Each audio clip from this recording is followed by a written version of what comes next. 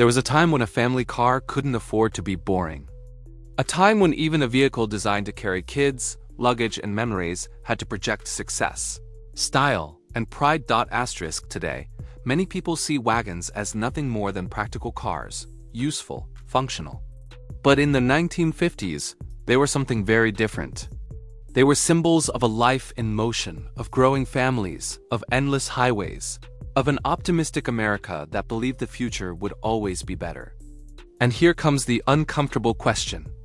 What if I told you that some of the most beautiful wagons ever created were not accidents, but carefully crafted design statements, just as intentional as any coupe or convertible of the era? In this video, we're going to explore the most beautiful American wagons of the 1950s.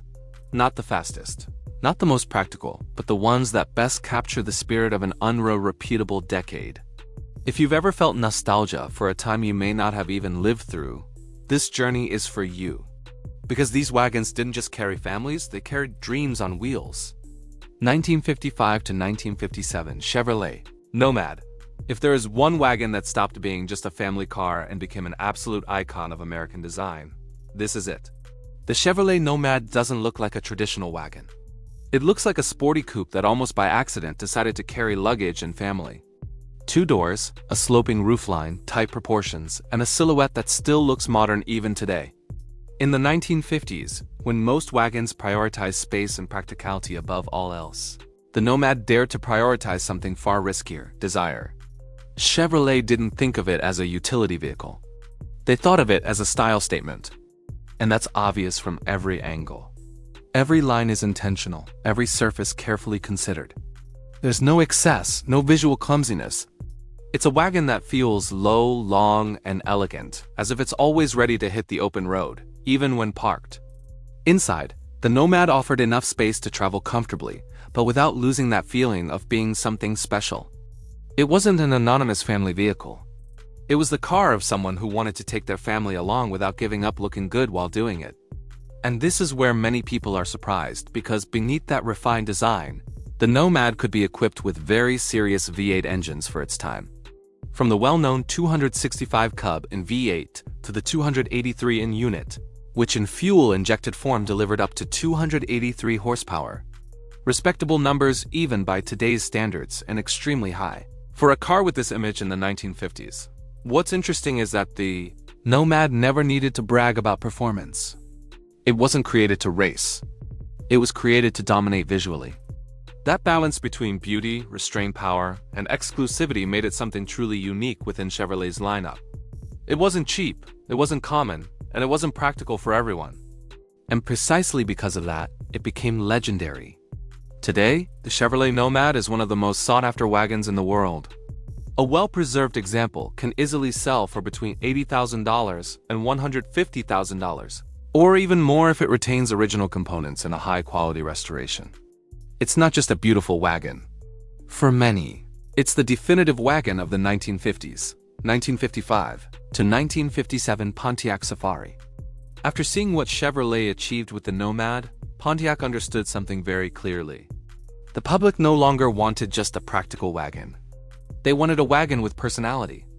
And that's how the Safari was born. At first glance, the Safari shares certain proportions with the Nomad. It's long, low, and elegant. But its character is different.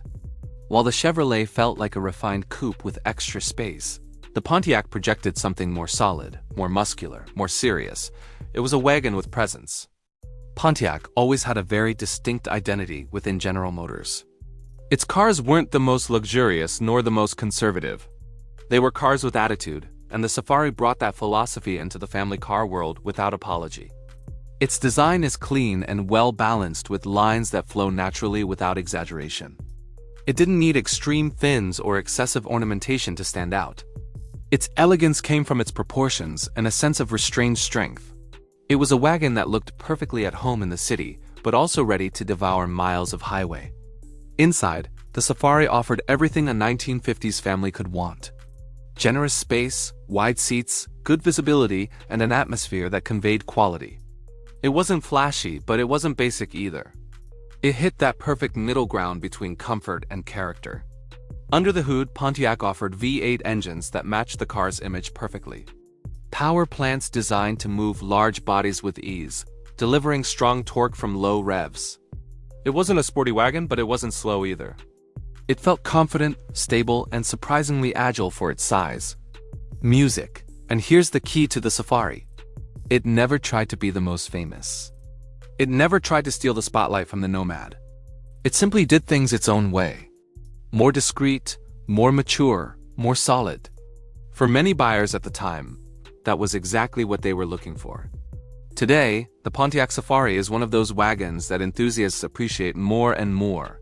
Not just for its design, but because it represents an elegant alternative to the more famous icons. In today's market, a well-preserved Safari typically sells for between $70,000 and $120,000, depending on condition and originality. It wasn't the loudest wagon of its time, but it was one of the most balanced. 1957 Oldsmobile Super 88 Fiesta wagon. Now we enter a very different category because if the first two cars on this list are well-known and widely respected, the Super 88 Fiesta is for many people a genuine surprise. This is not a wagon you see on posters. It's not a wagon everyone remembers. And precisely because of that, its impact today is so strong. Oldsmobile took one of its most successful models of the 1950s, the Super 88, and transformed it into a wagon that broke away from the traditional idea of a family car. The result was a vehicle that felt lower, longer, and visually more aggressive than most of its rivals. Its design is clean, but intentional. The lines are tight, the front end has real character, and the overall look feels closer to a high-end automobile than to simple family transportation. There's no unnecessary excess, but there's also no neutrality. This is a wagon with a personality of its own. Inside, the Fiesta wagon offered an environment clearly focused on comfort, but with that unmistakable Oldsmobile touch of sporty sophistication. It was spacious, well-finished, and designed for long-distance travel without effort. A car for families who didn't want to feel bored behind the wheel. And here's an important detail. Oldsmobile was always a brand that understood the balance between comfort and performance very well. Under the hood, the Super 88 carried V8 engines capable of moving the body with absolute ease. It wasn't an extreme wagon, but it delivered a sense of confidence and smooth power that many others simply didn't have. The Fiesta wagon was never produced in large numbers. And that explains why even today it remains largely unknown, even among enthusiasts. Not because it wasn't beautiful, but because it quietly slipped through the cracks in an era full of icons. Today, a well-preserved Oldsmobile Super 8 Fiesta wagon typically sells for between $45,000 and $80,000. Figures that are relatively reasonable when you consider its rarity, design, and history. And here comes the key question. What do you value more in a classic wagon? One that's a universally recognized icon or an elegant rarity that almost no one remembers? Leave it in the comments because that difference says a lot about how each person lives their passion for classic cars. 1957 to 1959 Mercury Colony Park. After talking about rarities and surprises, we arrive at a very different kind of beauty. One that doesn't need to raise its voice to be respected. The Colony Park was always a wagon designed for people who wanted something more than a Ford, but without going to the excess of a Cadillac. And that middle position completely defined its personality. At first glance, it doesn't try to impress with extravagance. Its design is long, balanced, and restrained with smooth lines and a presence that conveys calm and status at the same time. The wood paneling isn't there to grab attention, but to reinforce a sense of tradition and refinement. This was a wagon made for well-off families who valued good taste over spectacle. People who didn't need to prove anything, but wanted to travel with comfort, space, and a flawless image. Inside, the Colony Park delivered exactly what its exterior promised. A spacious, well-finished interior with quality materials and an atmosphere designed for long, relaxed trips. It wasn't an exciting car in a sporty sense. It was a car that made everything feel easy. Under the hood, Mercury offered V8 engines capable of moving this large body without effort. Smooth, quiet engines that were authoritative when needed. They weren't about flashy numbers, but about calm, steady power delivery, perfect for endless American highways. And that's the key to the Colony Park. It wasn't designed to be remembered as the most radical. It was designed to be lived with. For years, these wagons were part of the everyday landscape of an America that traveled. grew, and looked to the future with optimism. Maybe that's why they generate such a particular kind of nostalgia today. Not because they're rare, but because they're deeply representative. In today's market, a well-preserved Mercury Colony Park typically sells for between $50,000 and $90,000, depending on condition and originality. It's not a wagon that shouts beauty, it's a wagon that whispers it. 1950 to 1954 Chrysler Town Country. To understand just how far the idea of a wagon could go in the 1950s, you have to look at Chrysler. The Town & Country wasn't simply a high-end family car. It was a statement of status. From the very first glance, it made it clear that it belonged in a different category. Large proportions, commanding presence, and the use of wood that didn't feel decorative, but almost architectural. Every panel was designed to convey craftsmanship, tradition, and luxury. This was not a wagon for everyone. It was a wagon for those who wanted the very best. At a time when family travel had become a central part of the American lifestyle, the Town & Country offered more than just space. It offered an experience. Traveling in one wasn't just comfortable. It was distinguished. Inside, the atmosphere reinforced that feeling. High-quality materials, wide seats, and an environment that felt more like an elegant living room than a utility vehicle. Everything was designed for long journeys without fatigue, with a constant sense of isolation and refinement. Under the hood, Chrysler installed large, smooth engines designed to move this imposing body effortlessly. There was no urgency, no tension. The car moved forward with confident calm, as if the road were always under control. And that's the essence of the Town & Country.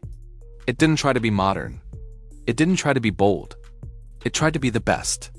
During the early years of the decade, it represented the highest point of American family luxury. A wagon that proved practicality and elegance didn't just coexist. They elevated each other.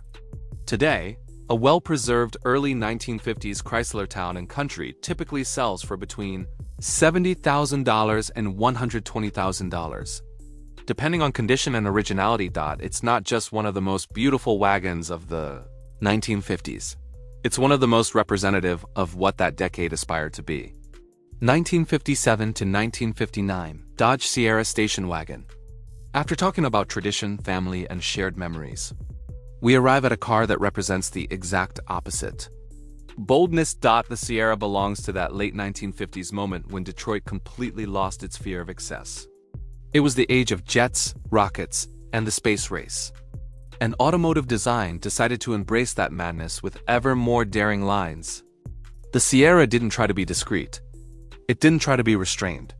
It tried to be seen. Pronounced fins, abundant chrome, and a silhouette that looked like it was in motion even when standing still. It was a wagon that blended family functionality with an almost theatrical aesthetic. For some, it was too much. For others, it was absolutely irresistible. Unlike more conservative wagons, the Sierra had personality from the very first glance. There was no doubt it belonged to the end of the decade. It was a reflection of an era when more always seemed better. Inside, the contrast was interesting. Despite its bold exterior, the interior fully delivered on its family car mission. Generous space, comfort for long trips, and a sense of openness that matched its exterior size. Under the hood, Dodge offered V8 engines capable of moving this large body without difficulty.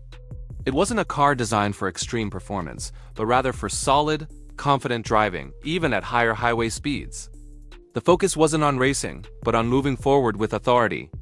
And that's what makes the Dodge Sierra special. It wasn't designed to please everyone. It was designed to stand out. Today, that boldness is exactly what makes it so appealing. In an era where many modern cars tend to look alike, the Sierra reminds us of a time when manufacturers weren't afraid to take risks. In today's market, a well-preserved Dodge Sierra station wagon typically sells for between $40,000 and $75,000 depending on condition and restoration quality.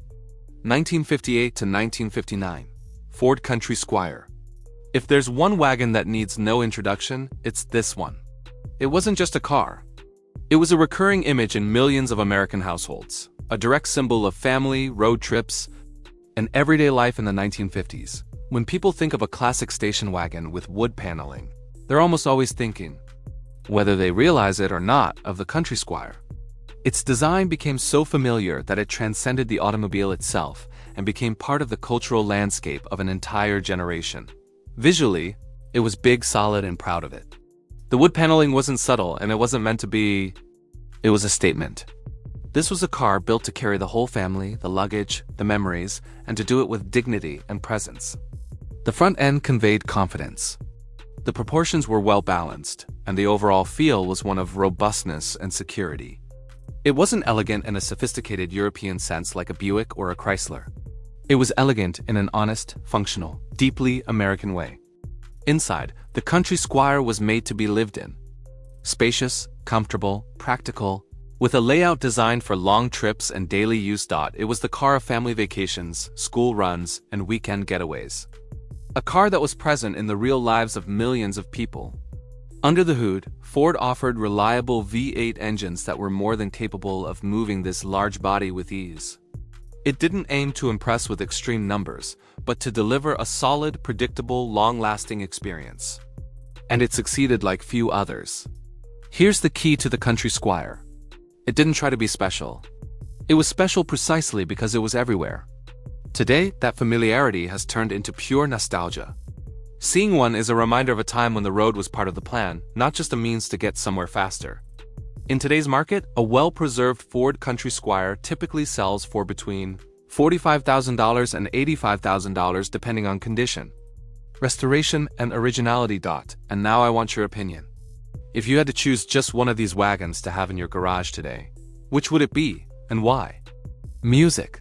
The sporty elegance of the Nomad, the solid presence of the Safari, the nostalgia of the Country Squire, or the absolute luxury of the Town and Country. Leave it in the comments because every choice says something different about how we understand beauty and automotive history. Thank you so much for watching all the way to the end. If you enjoyed this deep dive, please smash that like button, share your thoughts in the comments below, and don't forget to subscribe and turn on notifications so you'll never miss a future update. We've got a lot more exciting tech stories coming your way. Until next time, stay curious, stay inspired, and we'll see you in the next video. Goodbye.